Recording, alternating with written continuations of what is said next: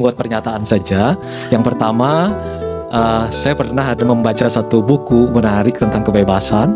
Dia mengatakan kalau misalnya ada satu orang atau Rocky lah, tiba-tiba di sini berteriak, entah di dalam bioskop atau di ruangan ini, kebakaran, kebakaran, misalnya seperti itu ya. Akhirnya orang berlarian dalam satu konser atau dalam satu bioskop.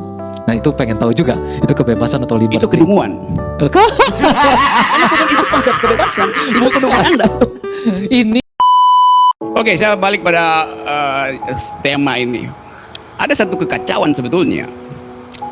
Karena bahasa Indonesia itu menggabungkan dua pengertian Inggris, liberty dan freedom. Itu soalnya tuh, sehingga yang diterangkan tadi baik oleh Fajrul, Kapita juga ngaco itu. Saya pelan-pelan ya. Ini kebebasan yang tidak bebas gitu. Rocky bicarain kebebasan sudah selesai bicara. Jangan Betul. ngaco. Jangan ngomongnya ngaco nih. Ya, karena Rocky aja belum ngomong udah ngaco. Gimana nih? Ya, karena itu nanti Ngomong evaluasi dulu lah, di mana ngaconya itu ya. Jangan sampai ngaco terus. Oke, kalau gitu saya mulai dengan soal Kapita nih. Dia mulai dengan Nama aja udah ngaco. Kapitra. dia Kapitra. Udah, gini. Oke. Anda nanti saya kasih untuk menjawab. Dia dulu. Oke ya. Kalau nggak habis-habis. Undang-undang ITE mengancam kebebasan. Sebetulnya kebebasan itu tidak diancam oleh undang-undang. Kebebasan itu diancam oleh arogansi kekuasaan. Undang-undang itu cuma alat. Kalau nggak ada ITE pun undang-undang pornografi dipakai untuk membatasi kebebasan. Undang-undang tentang kehutanan bisa dipakai untuk mengancam kebebasan itu. Jadi itu poinnya tuh. Kalau pemerintahnya berakal, tidak dungu, bahkan dia tidak akan pakai undang-undang apapun. Karena dia mengerti ada beda antara kebebasan dan liberty. Nah itu yang saya mau terangkan sekarang tuh. Sebelum saya masuk ke situ, keterangan dulu buat saudara Kapitra. Kebebasan dan kewajiban itu tidak korelatif pada diri orang. Nah predikat itu yang Anda nggak mengerti itu. Kalau saya punya kebebasan, saya tidak punya kewajiban untuk membatalkan kebebasan itu. Akibatnya resultantenya nol. Saya punya kebebasan, tapi saya wajib untuk tidak mengucapkan kebebasan itu. Nggak ada gunanya pengertian kebebasan itu. Nanggap nggak poin itu? Lanjutkan. Nanti saya balas. Oke, artinya Saya jawab. kenapa begitu? Karena kebebasan artinya fakultas di dalam diri saya untuk memutuskan itu. Itu dalilnya tuh. Jadi kalau saya memilih untuk memutuskan menghina orang dan memilih memutuskan memuji orang, dua-duanya adalah keputusan saya. Itu artinya saya bebas memutuskan. Kalau dibilang Anda tidak boleh menghina orang, maka saya hanya diwajibkan untuk memuji orang. Artinya saya nggak punya kebebasan. That's the philosophy itu. Jadi kalau Anda nggak paham soal begituan, ngoceh panjang lebar pun akhirnya Anda terjebak pada putaran-putaran retorika aja tuh. Nah kalau saya punya kebebasan, itu namanya saya manusia. Beda dengan benda gitu. Jadi speaker. Saudara Fajrul Rahman dia nggak punya kebebasan karena dia mengikatkan diri pada istana. Maka dia cuma boleh menjadi juru bicara. Dia nggak boleh di luar yang dia pikirkan, nggak boleh. Kecuali dia berhenti itu. Itu akibatnya. Kalau kebebasan itu mencari suaka pada kekuasaan, maka dia akan didikte oleh kekuasaan itu. Itu fundamental pengertiannya. Demikian juga kalau Anda anggota partai politik, Anda punya pikiran lain, kalau fraksinya bilang stop, ya stop gitu. Nah kebebasan macam itu bukan itu yang dibicarakan di dalam forum hak asasi manusia. Jadi jangan diputar-putar dulu. Oke, saya masih lanjutin ya. Oke.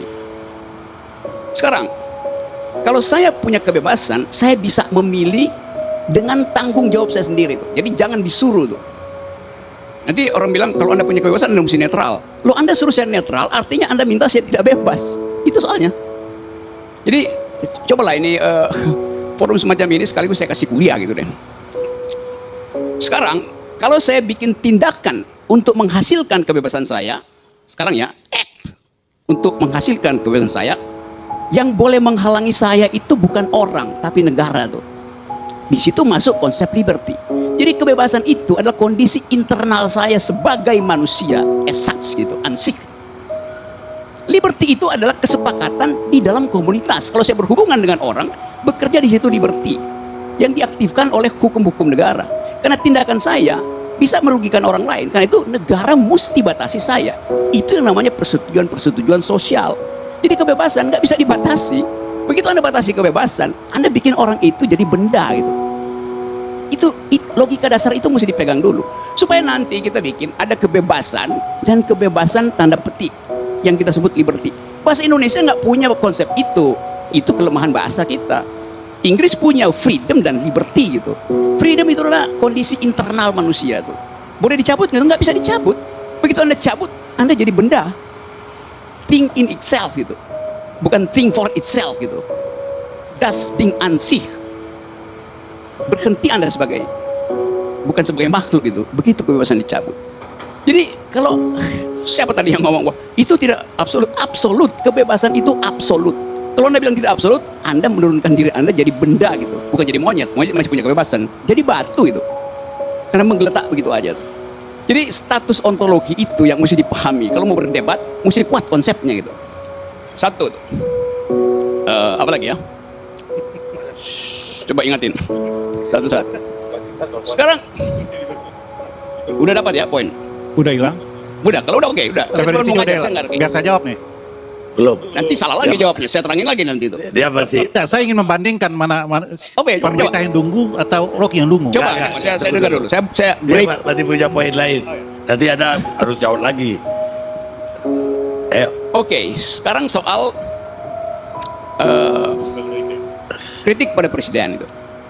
Satu waktu saya bilang begini, presiden tidak paham Pancasila itu. Lalu saya dilaporkan ke polisi itu. Loh, itu keputusan saya untuk mendeskripsikan pengetahuan presiden itu. Kalau saya bilang presiden paham Pancasila, saya pasti dipuji. Padahal dua-duanya adalah deskripsi, bukan evaluasi. Kan ini soal pengetahuan. Saya bilang presiden tidak punya pengetahuan tentang Pancasila. Saya tidak menghina. Saya menggambarkan itu sebagai pilihan saya berdasarkan kebebasan saya untuk menganalisa, maka saya ucapkan itu. Jadi mengapa kalau saya mengucapkan yang disebut negatif dilaporkan, kalau yang positif justru dipuji gitu? Padahal dua-duanya statusnya adalah ucapan. Bisa anggap nggak, Kapitra dan teman-teman Anda? Gini, kan itu ajaib kan? Saya susah, susah Pak menangkap Karni, dungu. saya mau Ya nak kalau bicara. karena itu jadi susah. Saya mau nak nangkap. bicara juga. Saya mau nak bicara. Tidak, Ya, tetap. tidak dibiasakan untuk berpikir sistematis dan konseptual gitu. Cukup, Anda cukup dulu. Oke, Bang Karni, sambung nanti ya. saya mau balas dulu Bang Karni. Ya ini semua orang mau jawab Anda. Oke, nanti saya jawab Bang, ulang. Bang Karni, karena dia banyak. Ya udah, tapi jangan panjang-panjang. Oke, saya ingin katakan begini. Rocky tidak mengerti apa yang namanya universitas hak. Sehingga dia lupa tentang kewajiban dia. Ketika orang bicara, menjadi kewajiban Anda mendengarnya. Ketika Anda Dan lagi ini Loh, kan saya mulai dari awal yang Anda katakan, ya. Nah, Anda bicara kebebasan, tapi Anda sebenarnya sedang mengeksplorasi kedunguan Anda sendiri, karena dengan keliaran berpikir, dengan loncatan-loncatan yang justru tidak sistematis. Anda ingin memaksakan orang masuk ke dalam pikiran Anda, dan orang ingin menjadi Anda. Itu yang tidak bebas sebenarnya. Itu yang menamai memonopoli kebenaran. Sementara ketika Anda punya hak, maka kita punya kewajiban menghargai pendapat Anda. Anda tidak dapat menghargai pendapat orang. Itulah Anda tidak mengenal universitas kebenaran. Ketika Anda kehilangan kebenaran, maka di depan mata Anda ini semua orang salah. Tidak ada kebenaran selain kebenaran absolut Anda. Anda menjadi Firaun sendiri, bahwa kebenaran menjadi milik Anda. Itu yang ingin saya katakan. Tidak ada universitas di dunia itu. Itu satu poin. Oke, Satu poin. saya tambah dulu ya. Saya Oh, tunggu dulu. terangkan dulu ya. Saya juga bisa menerangkan lebih dari Anda. Oke, Ya. lanjutkan. Nah, bagaimana Anda Tapi nanti mengungkit? kasih tahu saya kapan berhenti supaya saya bisa terangkan itu. Bukan saya terangkan, saya tunjukkan di mana Anda ingin kekacauan merampas pikiran Anda. kebebasan saya Enggak, sehingga enggak, ambil. nah, atau Anda menjadi pemerintah yang harus Tidak. saya melaporkan semua Saya aktivitas kasih saya. itu, nanti saya terangkan Oh, cara Anda Cara menggunakan Anda kata menerangkan itu. belum tentu kedunguan itu bisa saya pahami. Karena cara kita berpikir berbeda. Dan itulah perbedaan, dan itulah kebebasan masing-masing orang berbeda dalam melihat. Oke, sekarang giliran Pak Jurul. Langsung sebenarnya saya hanya ingin buat pernyataan saja. Yang pertama, saya pernah ada membaca satu buku menarik tentang kebebasan. Dia mengatakan kalau misalnya ada satu orang atau Rocky lah, tiba-tiba di sini berteriak, entah di dalam bioskop atau di ruangan ini, kebakaran, misalnya seperti itu ya. Akhirnya orang berlarian dalam satu konser atau dalam satu bioskop. Nah, itu pengen tahu juga, itu kebebasan atau liberty? Itu kedunguan. Karena bukan itu konsep kebebasan, itu Bukan. kedunguan Anda. Ini yang terjadi, Rocky. Jadi adalah upaya untuk seolah-olah ini kan yang terjadi secara umum di dalam publik. Seolah-olah mereka mengatakan, ini yang kita perbincangkan sekarang realitanya adalah orang seakan-akan mengatakan bahwa saya boleh memperlakukan apa saja. Misalnya, kalau saya berdemo, saya boleh merusak fasilitas umum. Nah, itu, ini. Misalnya, Anda kayak begitu. tambah-tambahin. Ada kalau Ini. misalnya, sebentar Rocky, sebentar. Ini saya hanya ingin membuat pernyataan nih. Oke, larang aja. Buat pernyataan, misalnya Lalu kemudian kalau saya berada dimanapun, saya boleh berteriak. Misalnya ada kebakaran atau apa, sehingga ada orang yang meninggal di sana. Nah itu pernyataan. Kemudian yang kedua, saya ingin membuat pernyataan yang kedua, bahwa memang dengan kebebasan, orang bisa mendapatkan, kalau tidak ada kebebasan, tidak ada tanggung jawab. Itu pasti. Hanya dengan kebebasan, orang bisa memilih. Ketika dengan kebebasan orang bisa memilih, entah A, entah B, entah sampai Z, lalu dia bertanggung jawab. Kalau tidak ada kebebasan, orang tidak bisa dituntut apapun sebenarnya. Baik. Itu yang kedua. Yang ketiga, saya ingin mengatakan kenapa kritik itu menjadi penting di dalam ilmu dan juga dalam kehidupan. Saya pakai saja metodologi pengetahuan dari Popper. Dia mengatakan hidup itu kan terbuka. Ada problem, ada error eliminasi, ada tentative solution. Jadi error eliminasi itu selalu ada di dalam ilmu pengetahuan, dalam kehidupan demokrasi atau dalam apapun, karena dia akan menjadi terus-menerus terbuka. Dan yang keempat, yang terakhir, Presiden Joko Widodo itu siapapun presidennya, termasuk dari Presiden Soekarno, kemudian Gus Dur, Megawati, Habibie, terus kemudian SBY dan Pak Joko Widodo, itu ketika diangkat, dilantik tentu harus bersumpah. Saya baca aja sumpahnya, pasal 9.